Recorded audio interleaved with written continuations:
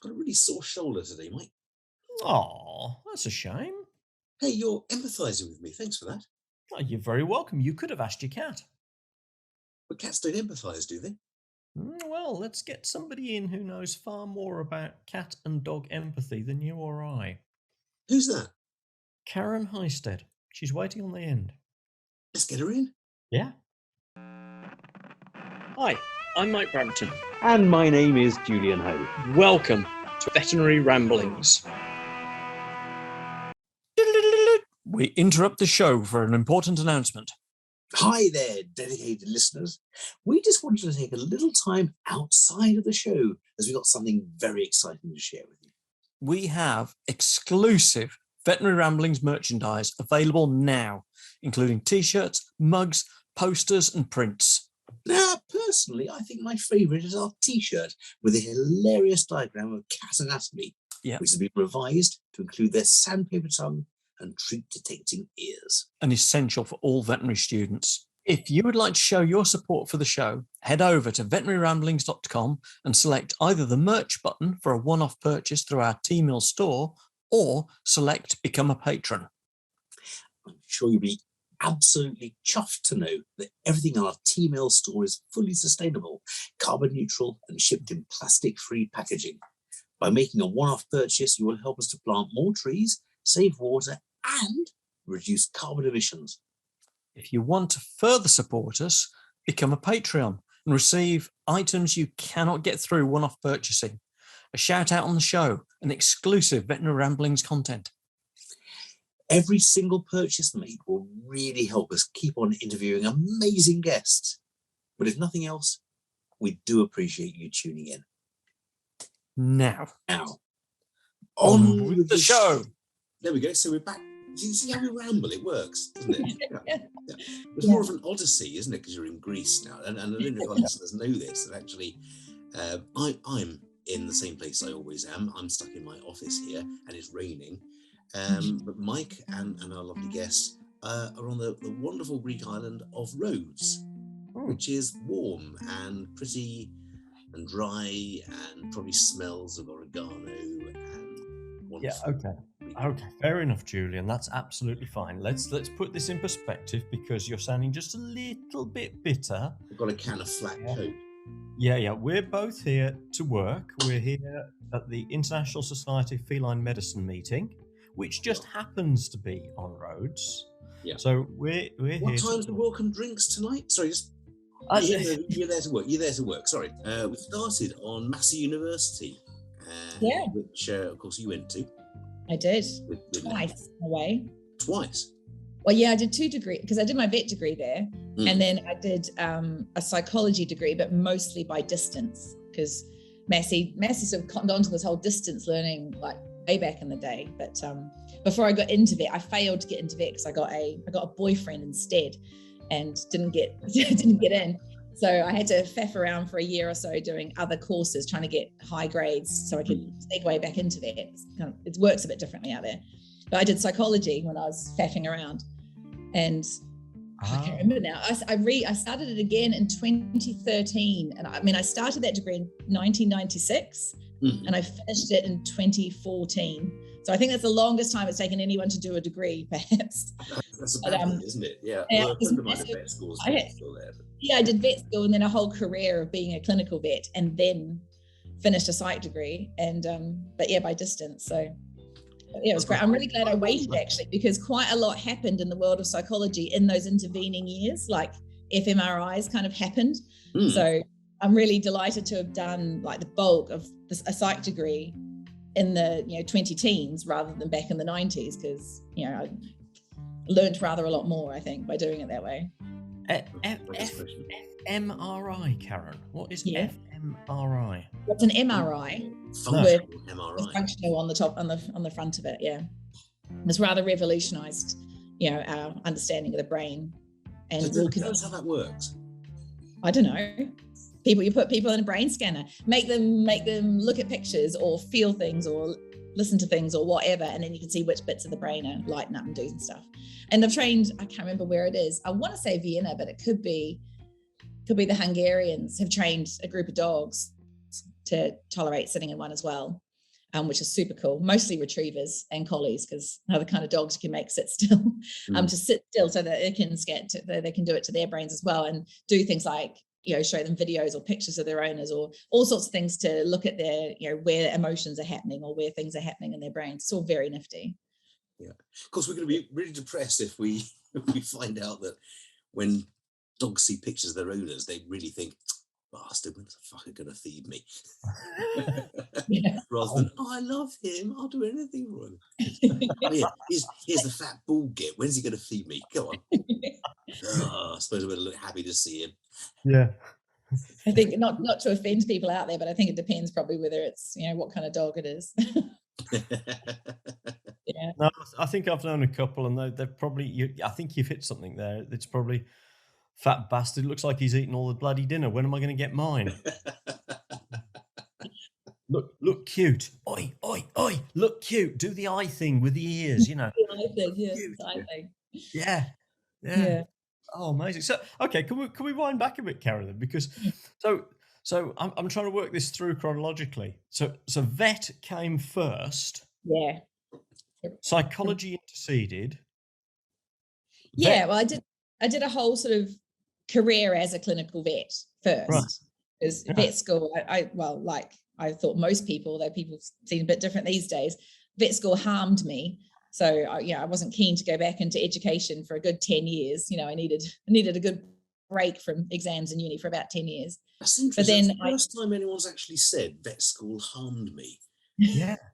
In what way, can we ask? Can you share that with us? It's 6 quite intensive years of the way it was done in New Zealand. There's no breaks, there's no electives, there's no intercalating, and all that kind of concept wasn't a thing back when I went to vet school in the 90s. It probably is now, but it wasn't then. So it was just a funnel. You just worked really hard, and it was very singular driven. You memorized everything, and you were going to go out and you were going to pull calves and PD cows, and that's the New Zealand vet way. And off you went, and you sort of got unleashed on the world, and you had to do it. And there wasn't much discussion of this whole veterinary passport idea, or the idea that you could do other things with your degree. You were trained to do clinical work, and that's what you went and did. And anything other than that was, no one quite said the word failure, but there was definitely that vibe, like, we're training you to be clinical vets, get out there and do it. And so I went out there and did it for a while. So a bit like a science army course. Yeah. Yep. And overalls and gumboots and arm length gloves. We were an army of, putting our arms faces, because I came from a dairy farm as well. And just the, vet school at Massey at that time was very agricultural, and I hope it still is. And, some people did go off into small animals, but the majority of us went into mixed, like the vast majority. And, it was all about cows. Like, people make jokes about New Zealand and sheep, but vets don't see sheep in New Zealand. They're not worth anything, so a vet never gets called. I don't think I treated one sheep in my 2 years as a vet in New Zealand once. Whereas, I don't know how many hundreds, maybe thousands of calves I pulled out, and prolap, it was just dairy. So gosh, that's where the vet so we never hear that side of New Zealand, do we? It's all no. Yeah, no, it's not shit. It's cows. It's the dairy industry is massive, and it's where the money is. Each cow is actually worth something, so it's worth calling a vet out. And there's no subsidies, so a sheep as a unit, if you want to call it that, is not worth enough for a vet's fee. So children do lambings, not vets. It's a child's job. Whereas when I came here, because they've got small hands. They've got small hands. It's easier. So I came here and I worked in Scotland, worked in the Outer Hebrides, and suddenly I had to do sheep and do all these lambings and sheep cesareans and prolapses, and I had never done them before, but I discovered that it's the most fun in the world. Like, it's all the cow stuff, but small and lovely and comfortable and not so physically demanding. And fell in love with sheep, really. Scotty blackface sheep are absolute legends. They're the best things in the world. They're amazing, aren't they? See, so the Outer Hebrides, that's an interesting choice of venue after New Zealand, isn't it? How was it in the big city? it's just the most beautiful place in the whole wide world. And I come from the South Island of New Zealand, which is like kind of renowned for being quite pretty. But the Outer Hebrides is the absolute business. There's nowhere like it. It is stunning. It's the most beautiful place ever. People are mental in the best possible way. And I always say, because I was out there in the noughties, and Little Britain and League of Gentlemen was still on the telly, and every one of those characters is real and they live out there, like every one of them. Like it's hilarious. So you ended up in the Outer Hebrides. I did. Your taste of Britain. Well, because I was locuming the whole time I was over here. So I did 2 years in New Zealand in mixed practice, and then a few months in Thailand. I started doing lots of volunteer work. So I was in Thailand quite a bit. And then to earn money, I'd locum in the UK. So I would always choose jobs that were on islands if I could. So the Outer Hebrides and Guernsey and Orkney. The Isle of West Sussex as well. The Isle of West Sussex, yes, I did, yes. Locuming was great because I travelled a lot. So I did a lot of travelling in amongst that. And, locuming was amazing for being free and being able to choose what, if you wanted to work a week, you did. And if you didn't, then you didn't. And that was brilliant. But it is hard going. And I was talking to someone in the last couple of days, actually, and she's been same age as me, but she's been in practice the entire time. So we've lived these two quite different lives within the veterinary world. And we're talking about how she's been in the same practice as well, which you think is quite a real bonus when it comes to client trust and client relationships. And I said, I locumed the whole time. So I never had that. So you always had much higher risk of complaints or of clients just not trusting you or not believing you when they just don't know you. Plus, I have an accent, I'm foreign. Maybe it's an accent people like, but it's still a foreigner. And there was definitely aspects of that with clients that was an issue. And it definitely wore on me, not just whether a client complains, but just, if there's any kind of niggle with a client, I took it quite personally. As if they were judging me personally. And I was talking to this other vet the other day, and she said even in a practice she's been in since 2007, she still feels that if a client thinks she hasn't done the right thing, how it affects her personally, because being a vet and being a good vet is, or at that time for me it was, our self-worth. It's the core of who we are. And if someone thinks that we're not a good vet, that's very personal. And I admit that I never found a way around that. I didn't know how to, I couldn't make that better. I couldn't reason around it. I probably could now with a whole lot of hindsight and a lot more learning, but at that time I couldn't find a way of dealing with that sort of feeling of almost being personally attacked all the time, anytime any client didn't like me. Yeah, but it's funny, it's more than a personal attack, isn't it? I mean, if a client comes in and says, I really don't like the look of you, why don't you grow some hair, or why don't you get a bit taller, or I hate your accent. Rolls off me, I may be momentarily taken aback at the fact, but if they say, I think you're a crap vet, then that to me is much more hurtful. It is, because it was everything. Yeah, you're right. I mean, I could take a personal attack, certainly, but because whether you're a good vet it's almost more than personal. It was your self-worth. And so, and I also think if I'd actually, when I actually made a mistake, because we all make mistakes, those times weren't so bad in a way that I could almost cope with. It was the times when I believed I hadn't, or I'd done the right thing for the animal, but I'd annoyed the client or whatever, hadn't been, winning enough, hadn't been nice enough, whatever to them. And then they criticize you. I found that harder to cope with because it was also like there was an unfairness aspect. And I found all of that really difficult. And lots of things about practice are difficult. Lots of things are hard. And lots of things with my learning now, especially with ethics, I think has really made a huge difference to how I understand the dynamics in practice. And that's why I'm quite impassioned about ethics and ethics teaching for vets, because I certainly found once I learned a lot more about ethics and animal ethics and different perspectives, it dissipated a lot of what I used to call my frustration in practice. I used to come home at the end of the day, drink wine, and feel really angry and really frustrated at so many of the clients. And it was because I couldn't, red wine for me all the way, because I just couldn't, I couldn't put myself in their shoes. I couldn't see their perspective. I could only see my perspective. And the thing about animals is everyone has a very different perspective. There's a big spectrum in how we value them, what kind of moral weight we put on an individual. And, vets, we're sitting in one place, and every person who comes to the door is going to be on a different place on that spectrum. And it's hard to cope with. And I couldn't at the time, but I could a lot better now. And I think ethics teaching makes a real difference in that and can really help a lot of people. A lot of vets do better consults, get better outcomes, but perhaps more crucially, feel better and cope with the moral distress that happens in practice a lot better, because I think there's a lot of it.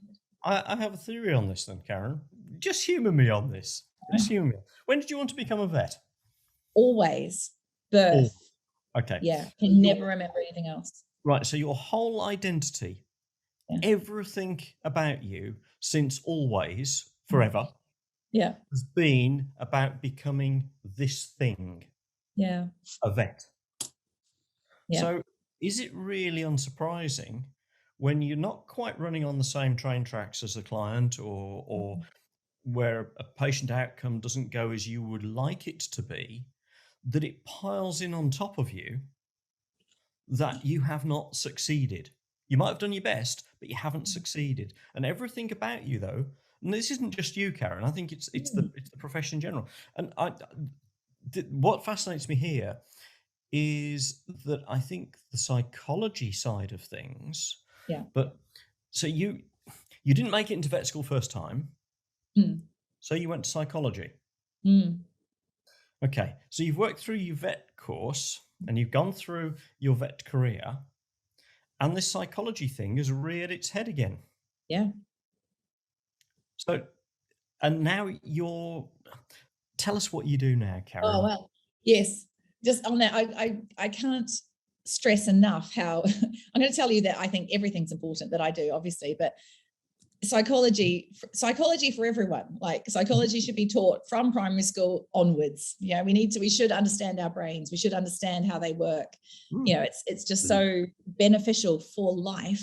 But I think you're absolutely right that in a profession like vet, the whole psychology of everything is massively underutilized, underlooked at, and how much we could benefit from a bit more intervention there. But so what really changed is I got really burnt out being a vet, as many do. I found it really hard. The only thing I enjoyed was doing voluntary work. So I would work for the money, and I'd come away to Greece or wherever and spay cats for fun. And that I loved so much, because multiple things. I love efficiency because I'm half Swiss, so I'd get my the efficiency of a neutering trip for a week where you and the nurses are just firing and you boom boom boom. I loved it. The teamwork, the vibe, the buzz of it was amazing.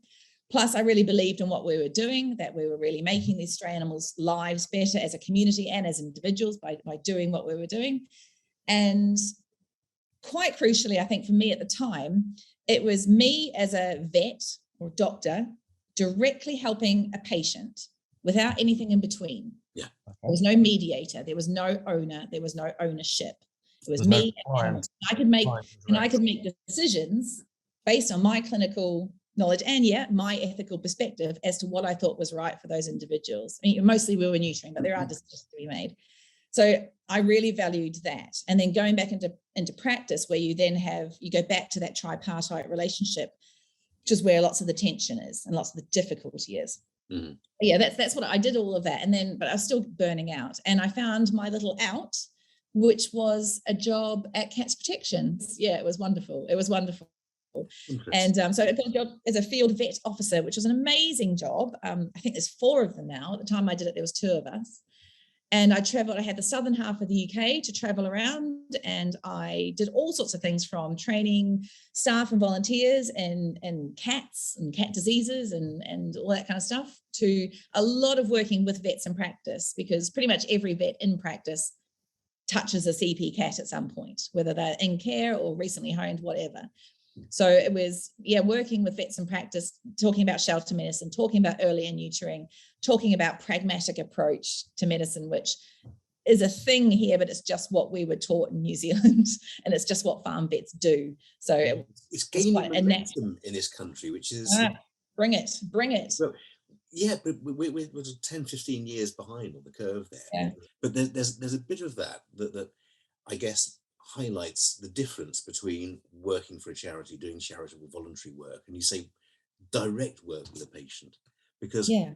all other work we do with our companion animals as a vet is in this tripartite state. Mm-hmm. We're doing things for the animal that the owner wants. Mm. It's not directly what the animal needs always, Mm-hmm. or wants. How do we know what an animal wants? It's the compromise we've come to between the disease state we're seeing and the possibilities that exist to treat that disease state and the owner's desires. And that can really muck the mind up, can't it? When we see a particular tunnel of treatment and the clients can't see that or can't afford that and want something else that we firmly believe is not the right way forward. Yeah. And it's coming to that compromise, making a decision that ultimately will try and please everyone. But most important of all, we sleep at night because we know we've done the best job we can. Mm. It is difficult because I mean, I turn that on its head, Evan. I think the cases in practice that made me not sleep at night, that I found most difficult, were what I would term now overtreatment or delayed euthanasia or futile treatments. And I found them common, in my opinion, okay, because it is subjective, I suppose. But I felt like bringing, like you say, how do we know what an animal wants? I mean, we don't, right?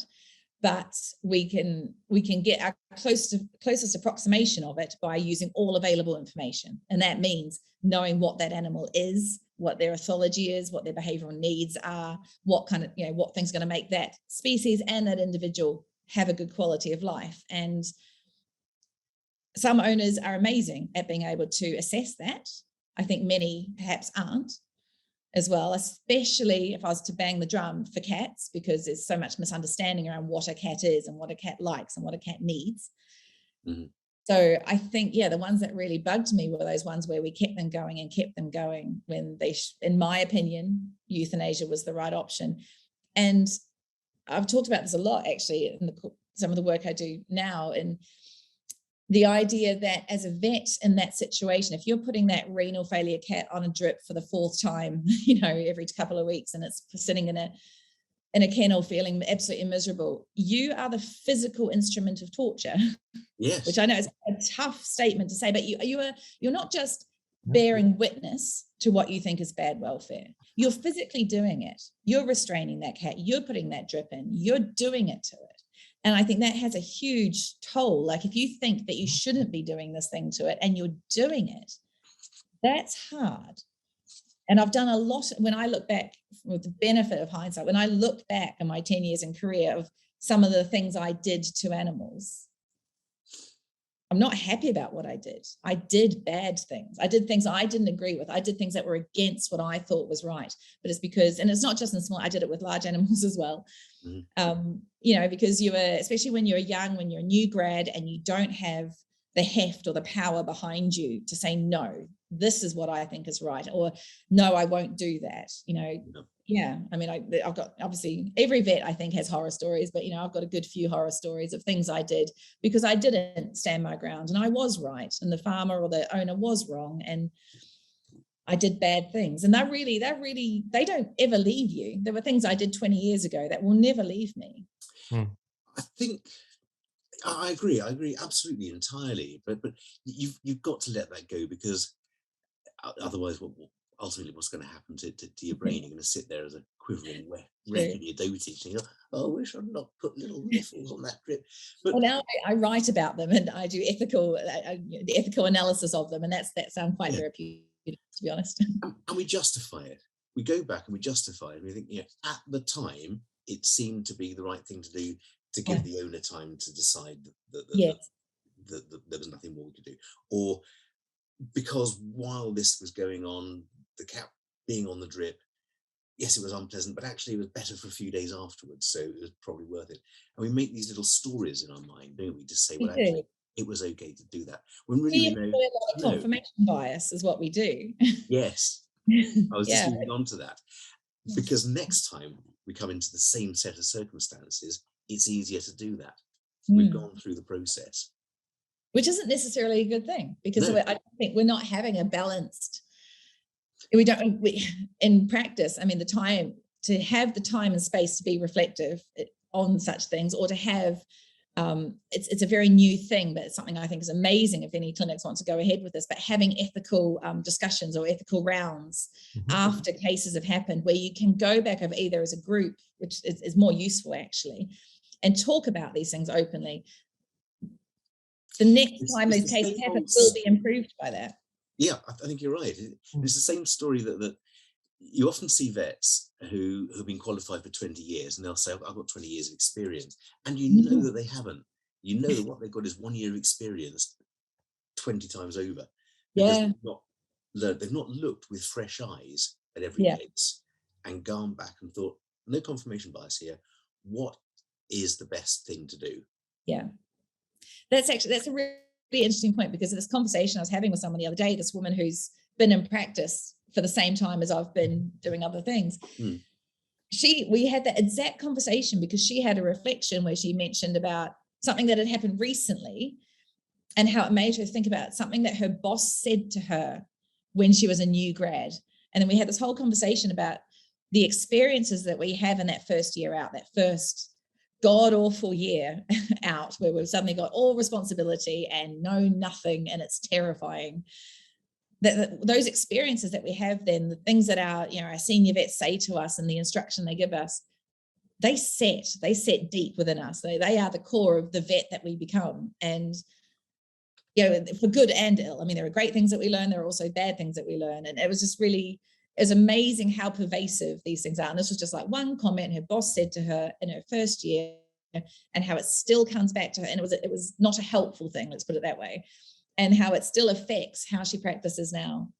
And she was only going through this reflective exercise, and that made her realize the impact that had, and that was maybe something she could revisit and change. And is she revisiting it now? Well, she is, yes, because she's going through, because of the power of reflection, I would like to say, the power of learning via reflection. It's a beautiful thing. It is great. And actually, we joke about it, Mike and I. I think rightly we joke about reflection. Yes. Because one of the diktats of CPD these days is you can't just have the CPD, you have to reflect on it. And it's become such a buzzword. I know, it's up there with evidence-based medicine, we isn't can it? easily caricature it. It is reflective learning. Yeah. But the only way you can learn, actually, other than reciting, is to reflect, because reflection helps to assimilate the knowledge and allows you to be able to use that knowledge from a central point of the knowledge rather than being able to recite it from A to B. Well, I'm feeling guilty right now, Julian, because of the way that we have teased about reflection. Because I think Karen can put a whole new insight and a whole new direction on how we view reflection, and the value of reflection, and particularly in dealing with, let's face it, potentially post-traumatic situations, which we have a few of every day as vets. Which Karen has just alluded to very casually, without actually putting that label onto it. Because essentially that is what you're doing, isn't it? You're storing up a whole series of post-traumatic events deep in the psyche that are attacking exactly what it is that you have perceived yourself to be since you were yay high to a grasshopper and have worked your way towards. So have you got any coping strategies for this sort of thing, Karen, or can you add something into that? There's a lot of things that people do for coping, and they're not good. I mean, it is all this. I mean, you sound like it's so trite. It is the usual stuff, but it is about the life outside of vet. Obviously, that is a major, about having value in yourself that is outside of your vetness is crucial. But how people do that when they're working full time, practically impossible, right? Given the working hours and how it is. I am a massive. I mean, we'll get onto the world of ethics in a wee bit, I guess. But I think there's a huge thing to be had of talking. So personal reflection is one thing, but that can be really hard. I think practices need to be instituting ethics rounds or case discussions where there can be open and honest chat without recrimination, where everyone can help, and actually talk about some feelings around it, and practice looking at different perspectives of a case and understanding a case. Having ethic discussions, how do you see that fitting into your average small animal practice and making it work? I'm stuttering here because I understand the pressures they're under. Mm-hmm. I understand how hard it is. I understand how many clients there are hammering at the door, how many consults they need to do, how many surgeries there are backed up, and that the idea of taking time to sit around with a cup of coffee for 40 minutes and have a nice chat.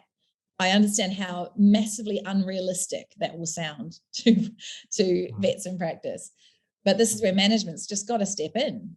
I think this is absolute, it's got to be management. It doesn't have to be management driven, but management's got to make it possible.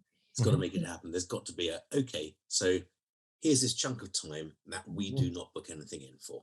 Yeah, because, and to see it as important. And it's important for so many reasons. It's important for mental health. It's important for team building. It's important for case outcomes. It's important for client relations. It's important for everything. It can only have good outcomes.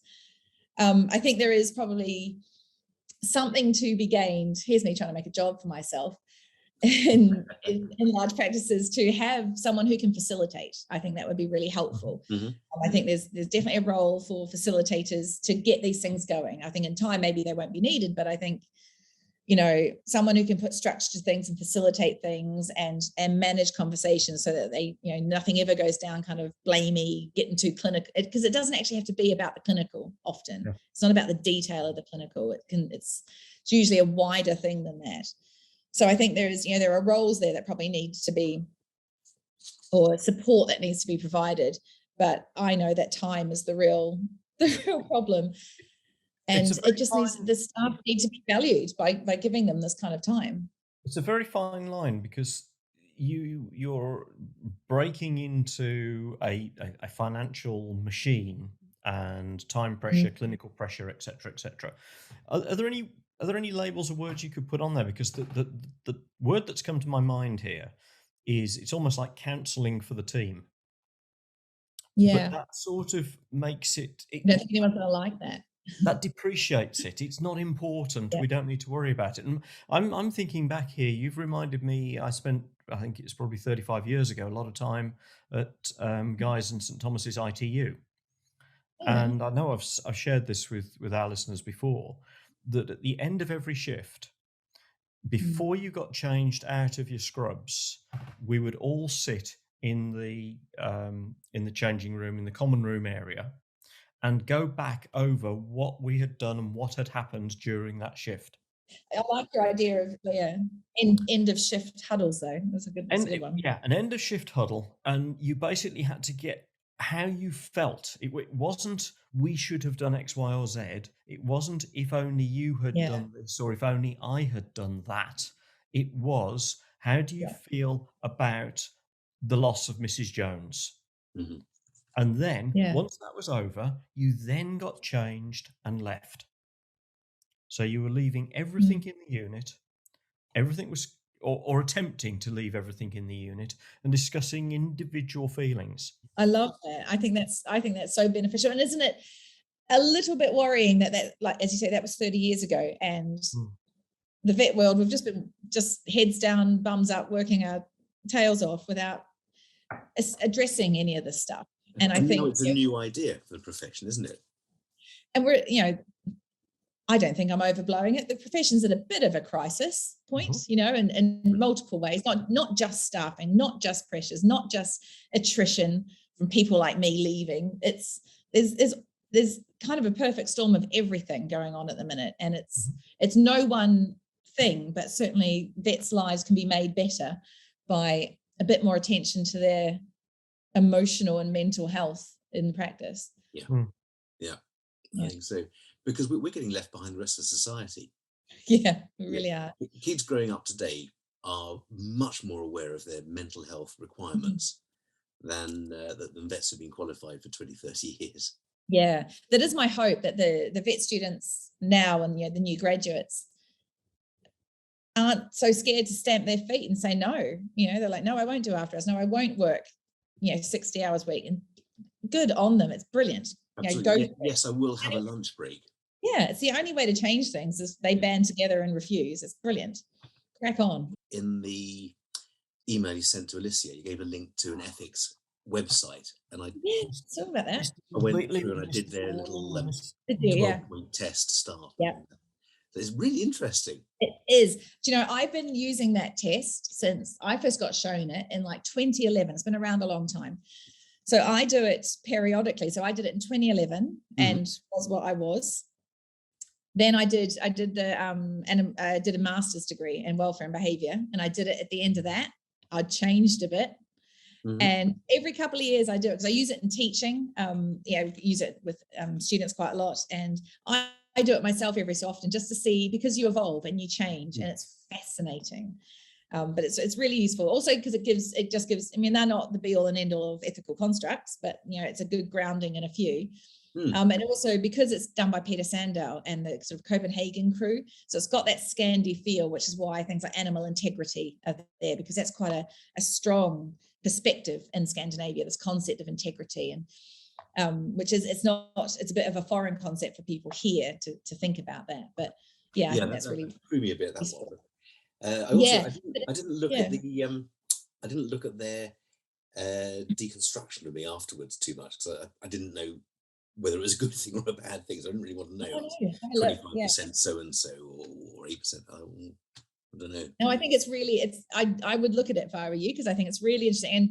And I think the important thing about it is to understand how that you can change. Do you know what I mean? And because the way I get students to do it. And then my very first ethics lesson with any students is an entire lesson of why you think what you think, and why you think what you think is right.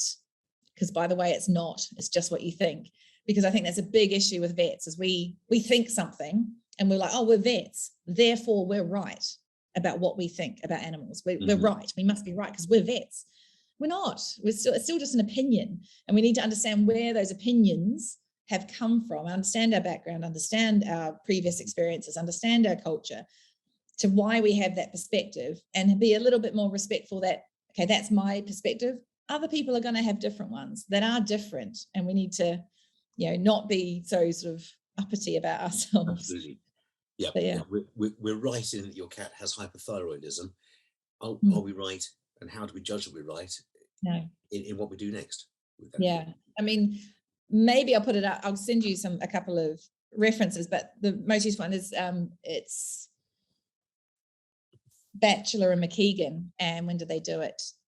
I'm going to say could be 2013. And it was just a little bit of Carol Batchelor's PhD with Dorothy McKeegan. I don't know if you know her at Glasgow. I'm a welfarist.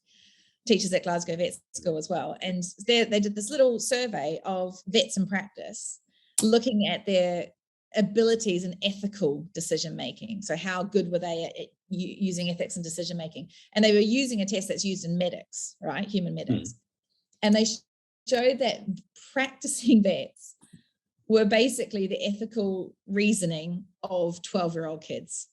Like we've actually gone backwards. Do you know what I mean? So like we're growing in our ethical reasoning, then we go through vet school and into vet, and we go backwards because we're not applying any ethical reasoning at all. We're just right.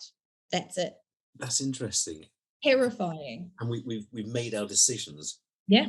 On the treatments based on what we learned. There's no reason to ever question those again. No, don't question it. That one statement answers so many questions and brings into perspective so many behaviours that we see in veterinary medicine. Yeah. In one little bit. Yeah, and these are difficult things to say because that sounds like quite a harsh thing for me to say, but I feel like I can say it. I'm a vet, and I was like that, 100%. That's who I was, and I can hand on heart say it drove me mad. It was the basis of this frustration. It was the basis of why I drank wine. It was, the basis of what drove me mad as a vet, because I wasn't reasoning. I didn't have any tools to do any of it with, because we weren't taught any of this. No. Like we weren't taught ethics at Massey in the 90s. Like, no. So yeah. Also explains why you can't argue with another vet, isn't it? Because two 12-year-olds arguing is never going to work, is it? Yeah. I like that. Yeah. So, but you're so at the moment you're doing a PhD. I am. At the University of Sussex in the Department of Mammal Communication and Cognitive Research. That's a bit of a mouthful, isn't it? It is a bit, yeah, which is in the School of Psychology for my son. So it all comes full circle in the end.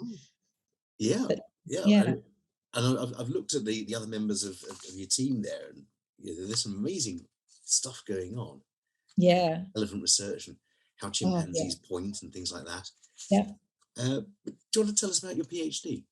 I can, yeah. So I'm coming near the end of it now, which is so I can actually talk about it, because the first few years it's just, you're just swimming and you have no idea what's going on, and there's no way I could have explained it.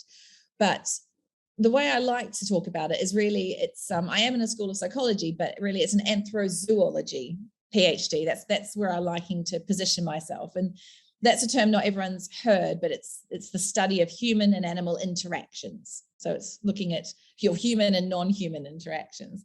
So anthrozoology is really film. Isa from the Greek, of course, anthros, zoos, humans. Yeah, yes, lovely. Logos. So it's a discipline that's really multidisciplinary. So you can come at anthrozoology from a full-on humanities, ethnographic, sociological perspective, which lots do. I'm much more of a sciencey perspective, I suppose. But the specific topic I'm looking at dogs versus cats, really, in regards to whether or not they empathize with us. So there's a lot of studies looking at human empathy towards animals, and then what we think of them, which is a whole area of research I am very interested in. But what I'm looking at is whether dogs and cats can empathize to us and for us. That's one strand of my research. But the other strand is, regardless of whether they can or not, do we think they can? And how does that affect how we think about them? Whoa. Okay. So yeah. So you want to explain? I mean, I think I have a pretty good idea of what empathy is, but not everyone does, and maybe I've got the wrong idea of what empathy is. So do you want to just spend a few minutes telling us what empathy is? I could spend 3 hours telling you what empathy is, because this is my top tip for anyone wanting to do a big piece of research or a PhD, for example, is if you've got a key word like empathy in mind, make sure it's got a bloody definition before you start, because in the science world or in the psychology world, empathy does not have a definition. It has about 500 definitions, and everyone has a bun fight over those definitions, and that makes your life really difficult. On one hand, on the other hand, I asked the question because you said this when we met up at I4 a few weeks back. So I thought that's a good question to ask. Absolutely, a short answer for. I think what fascinates me about it is I think we've got the vernacular conversational use of empathy, which I think most people would agree is the idea of feeling the same as someone. So someone's upset, you feel upset, you match your emotion to them, and then you might do an action to help them. All right. Mm-hmm. So there are some multiple levels to that. And a lot of the empathy definitions include these levels, the idea of a transfer of emotion, or a matching of emotion, and then often on top of that, an action to do something for it. Some definitions include, in between those two things, the idea of your brain knowing that it's them that feels that, and that's why you're feeling it. This idea of it's what they call theory of mind, that you understand that someone else has their own subjective experience and it's different to yours, and that the reason you feel sad is because they feel sad. So some definitions need that bit in the middle. Regardless of all of that, the one thing about having millions of definitions and a bun fight over them is that I do get to choose which one I want to use and run with. And so the one I like to go with is Frans de Waal, he's a legend, who's done all this amazing research, most in chimpanzees. So you mentioned about the chimpanzee pointing, because one of the people in our lab group is Dave Levins, who did his PhD with Frans de Waal. So it's very exciting. And Dave's a lovely guy. And so lots of their work looked at consolation behaviors in chimpanzees. So two chimps have a fight, and then a third chimp will go and be nice to the one who loses, basically. So they noticed this behavior in their captive chimps, and then they did all these wonderful studies around it, and they called it consolation behavior, which they put into the bracket of empathy, basically. So Franz has written Franz, like he's my mate. Franz. I have met him, but he's not my mate. I wish. But yeah, he's written lots of stuff about chimpanzee empathy and theory of mind and lots of really interesting stuff. So sort of building on that, but looking at cats and dogs and dog research. Functional MRI is going to tell us in a few years' time that the chimp is really saying to the other one, God, you got your ass whipped there, didn't you? I don't think it will, though. I think it's going to prove everything. That's my thing. But yes, I mean, the work I'm doing is the work looking at whether dogs and cats have these capacities. One quite fun thing is, of course, there's a wealth of research in children, pre-verbal children, so 1 to 2 year old kids, looking at empathy development. So I can, because they're pre-verbal, they are, they're not, like, lots of empathy research in humans is all about self-report, the typical psychology stuff. You tell us what you're thinking and what you're feeling. But of course, you can't do that with little kids, because if they can't tell you, then they can't. So they have to get a bit more clever with designing experiments which use their behavior and their actions. And luckily, we can use those same experiments then in non-verbal, non-humans, so cats and dogs. So that's one aspect of what I've done, which was experiments done in 2013 in children, where the experimenter faked a knee injury as if they'd banged their knee and were really in pain. And they watched what the little kids did in response to that. And if the kids went up to the person and said, and patted their shoulder or gave them a toy or rubbed their knee, they called that empathy. And they showed that children developed empathy anywhere between 18 months and 2 years of age, which was fun for me, because when I started this PhD, I had an 18-month-old daughter, and I watched her go through all the stages of that study, which was quite fun as she grew up. But so I've co-opted that study, and I've done the same thing in dogs and cats with their owners. So it's a bonded human rather than a stranger, faking a knee injury. And I've filmed the dogs and cats. So I wasn't in the room. So I wasn't hopefully making too much of a confound in that regard, and filmed what the cats and dogs did in response, which is hilarious, as you can imagine. People are surprisingly good. I've asked people to be as method as they can in their acting, because they're doing, visual, they're doing sound, but I want them to smell in distress as well. It's quite hard to act to smell, but dogs and cats, of course, they use their sense of, sometimes they use their sense of smell hugely in assessing their world and understanding their world. And so we definitely are letting off pheromones when we feel emotions, right? And there is a lovely study done by the Hungarian crew where they got people, I think sadness, fear, a few other emotions, and they got swabs from under their arms. And then they just showed those swabs to dogs, and they looked at laterality, which nostril they sniffed at, because depending on which nostril, it's a crossover in the brain as to which side of the brain the processing is happening on. And emotions are more negative emotions are more likely to be processed on one side of the brain than the other. So they could show that they were using that nostril to sniff the negative emotion swabs. God, and I've recently thought of this little joke about two dogs, and one of them going up to the ear and sniffing in the other, saying, "Do you sniff with your right nostril there, you old softy? God, there you go." But I think it's stuff. It's valid. It's possible. It's real. So yeah. So basically, I was trying to get my participants to be as like I said to them, if you come away from this a bit sweaty and a bit upset, then that's brilliant. You might have actually got there. So yeah, I did this with, how many have I done? 40 of each species. I did it in people's homes, because I was doing dogs versus cats. You've got to do it in home. You don't move cats from their environment and expect them to give you anything valid. So everything was done in home, and I got to meet wonderful people and go to meet wonderful animals. It was so much fun. I've got a bit of analysis to do, but my preliminary results on sort of half of the data set showed that both dogs and cats were hugely affected by their owners acting this scenario. So they've both completely changed their behaviors. Dogs did exactly what children did. They approached their owners, they touched their owners, they sniffed their knee, they licked their faces. They're very concerned. Sorry, my 18-month-old never did that. I would have been a bit worried, I'll be honest. I mean, I'm not saying every single dog did, but we're talking about, this is what we do as a population. But yeah, on the whole, and very significantly, dogs tended to do this. But cats at this point, I've just done it in quite a basic way, looking at person-orientated behaviors and non-person-oriented. So whether they're paying their owner attention versus just doing, licking their butts and walking around like animals. And so what the cats did was they also massively increased their person-orientated behaviors during the experiment. I did a control, obviously, as well.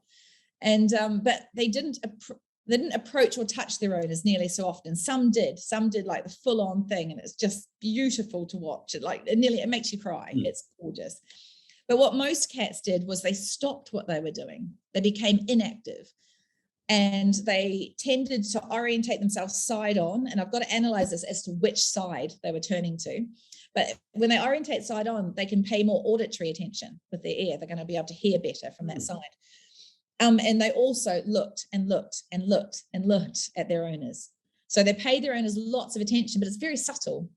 So it's the kind of behaviors that we don't notice so much. We notice people, animals licking us and aren't they loving us? We're not going to notice the cat sitting on the windowsill staring at us repeatedly. But what's going on inside the animal might be exactly the same. They might be feeling just the same and be just as concerned.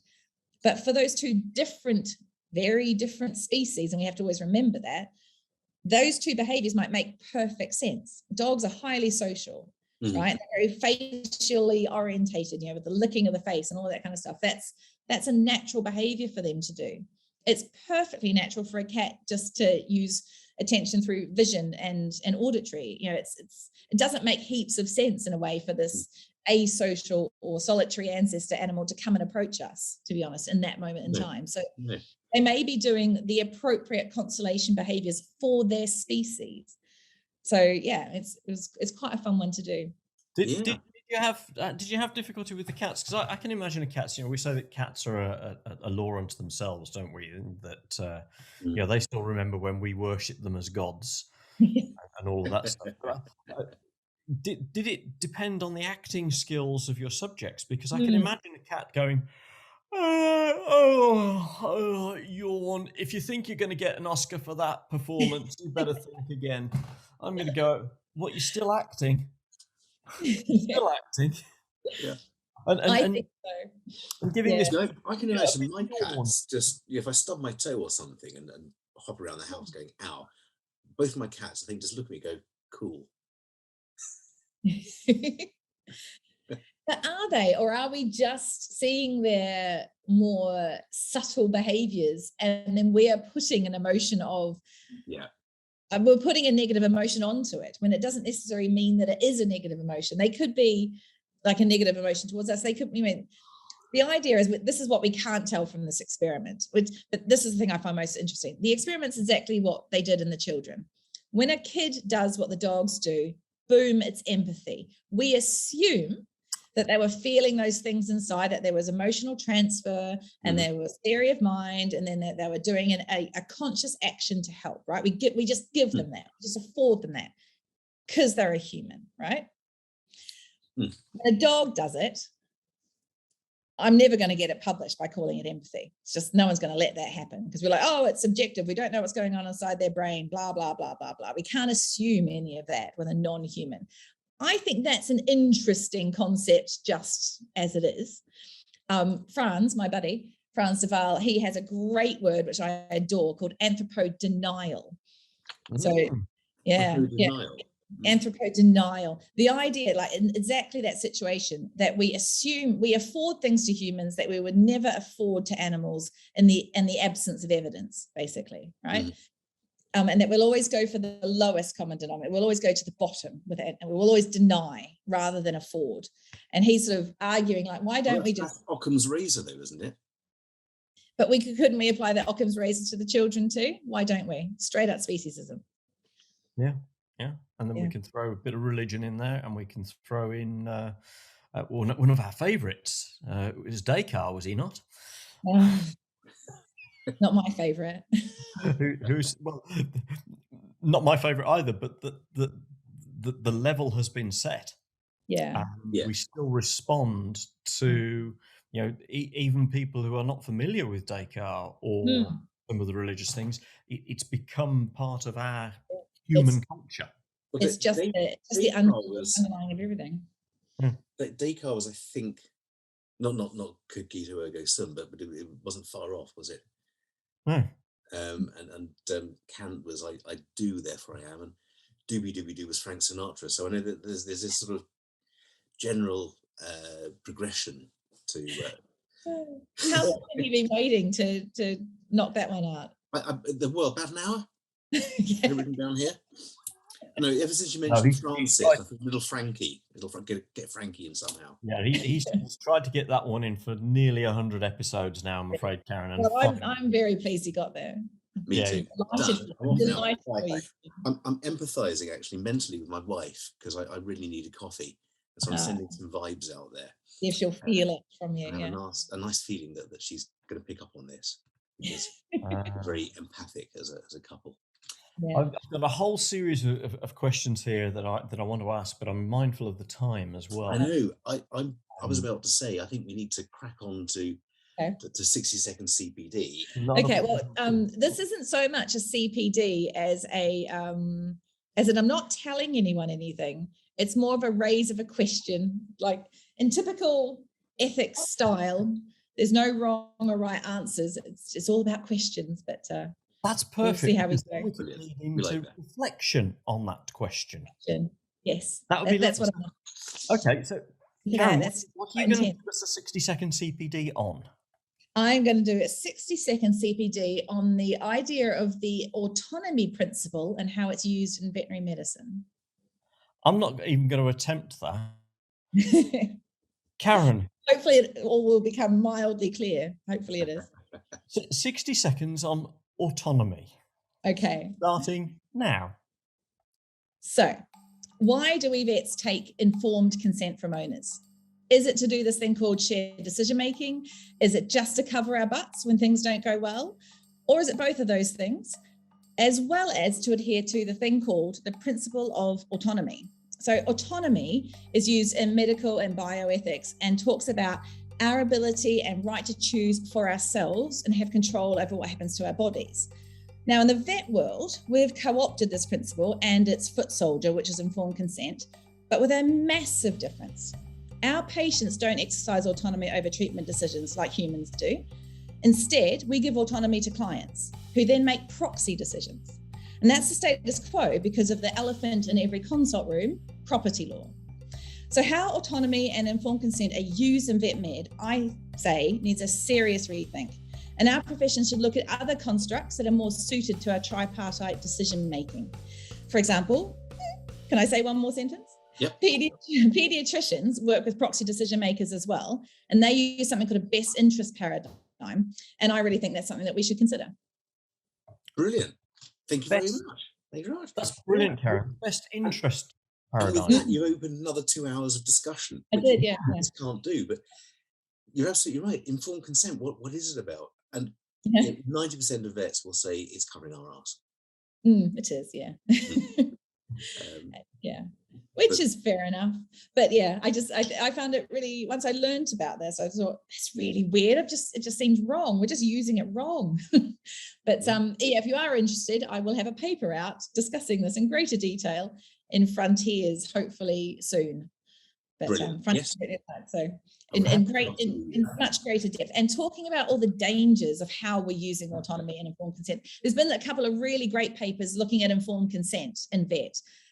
Carol Gray has written a couple, and Vanessa Ashwell as well, and other authors have written some in the last, maybe since about 2018. There's been a couple of really great papers really pulling apart informed consent and going, we're not doing it right. It's all sorts of weirdness. And I suppose I'm going one step back, because informed consent is, as I said, just a foot soldier. It's just like it's the operational arm of the principle of autonomy. So yeah, I mean, it goes. We want autonomy, and here's the proof that we've got it. Yeah. But it's autonomy. The principle of autonomy came after World War II, and oh my God, did it work? The copy arrived. Pure empathy. Amazing. Empathy works. Functional MRI. That. Cheers. So this is telepathic. I've gone frozen out. And just by thinking about coffee, a coffee arrived for Julian. I have a feeling there might have been an element of confirmation bias, because he did speak louder when he said, "This is what I'm actually trying to do." And I sent a little text as well. Oh, very good. Brilliant stuff. That was a brilliant bit of CPD, and I think worthy of a CPD certificate. Absolutely. I just happen to have one here. Oh, come on. Here we go. Okay. And it says Certificate of Empathy. And it says, when you're smiling, the whole world smiles with you. But when you're yawning, what the heck does your cat do? Excellent. I wish I could tell you. I know, we didn't get into the We haven't, no. Well, we kind of can't, because I haven't done the stats yet, so I don't know the answer. I was going to say, because did you notice the experiment I ran? Yes, you yawned, and I deliberately tried to do. But actually, I'm not going to yawn. But did Karen notice it, or was it glitching at the time? Oh, I did it. Did it, and did I yawn back? No. I don't think you did. No. No, you didn't. I did. I saw him. I saw his jaw slightly tighten, so he's ignoring it deliberately. Yeah. And I think what you should have done, Julian, is let it go and seen if Karen then joined in. I should have done. Because we would have been yawning at the same time, and whether We'll Karen... do it the next time we have Karen on. Yeah, absolutely. Carry on. I intercede there, but I'm actually referring to some work about empathetic yawning. I've got so many things here that we didn't touch on. Obviously, there's cats. There's my cat deliberately not yawning. Yes. I took that picture. I yawned the other day several times, and she deliberately didn't yawn. But oddly enough, she always turned her face the same way. That is interesting. So I hadn't noticed. You like wild swimming. We didn't touch on that. There's me wild swimming in a lake in Northumberland. Lovely. And there's me wild swimming in Greece, in a lovely warm place. Yes. I think I've shown this picture before. I made a friend. So I was swimming, and suddenly this chap came up and put his arm around. Hey, we swim together. Yes, we apparently do. Okay. No, I'm a big convert to this. I went swimming this morning, 7 a.m. I was down in the sea. Excellent. Good. Can't get me out now. It's a bizarre thing, because I have always hated the sea, very scared of waves, terrified of drowning, and really didn't like cold. And I wasn't, you see people who sort of wade in a bit and then dive in. That was never me. I would take about half an hour.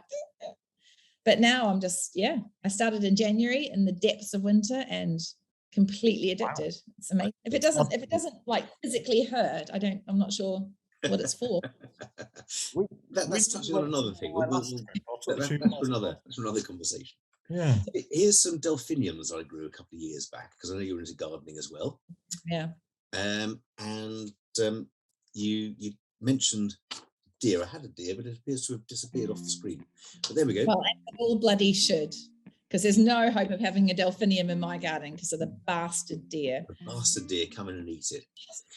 And finally, here is a picture of a bottle of Greek wine. This is Dipos, and a canister, what do we call them? Carton of banana juice. Oh. And to my mind, the best thing you can do with Greek white wine is mix it half and half with banana juice. And the resulting cocktail we call monkey juice, and it's delicious.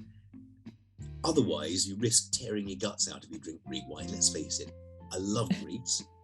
I do love Greece. The Greek wine. It's banana juice. Ancient. We wouldn't drink wine. I mean, that's alcohol, and we're here to work. So we're not drinking at all. No. I applaud that. I'm not drinking because it's only 9 o'clock in the morning here, but I'll have that later. No, I'll have a Negroni. And he says, holding up one of the strongest gins known to man. I've got to say, wine and banana juice doesn't sound naturally pleasant. Try it. White wine and banana juice. Really nice. Trust me. I think I ought to release you both to your lovely Greek day, and I need to go and prepare for a school meeting. So have fun. I won't. Brilliant stuff. Karen, thank you so much for coming on. we've loved it, and we had a failed attempt the other day because of the dodgy poor internet in the UK, and it's worked pretty well using the excellent Greek internet. Yeah, so from 2 different venues in Greece and all the way to West Sussex. Yeah, absolutely. It's been fabulous speaking with you, Karen. I can't wait. I'll see you in the bar later, I'm sure. Yeah, I'll see you later. Yeah. Look forward to it. Yeah, thank you very much indeed. You've asked. We've got more questions than answers, I think. There's no question about that. And if any of our listeners have enjoyed what they've heard, or you've got any questions from what we've raised today, get in touch with us. And don't forget, click like and subscribe. It really does help. So we'd really appreciate that. Karen, thank you very much indeed. And I know a lot of your work is in cats, but may your dog go with you. May your dog go with you. Cheers. Right back at you. Yamas. Yamas.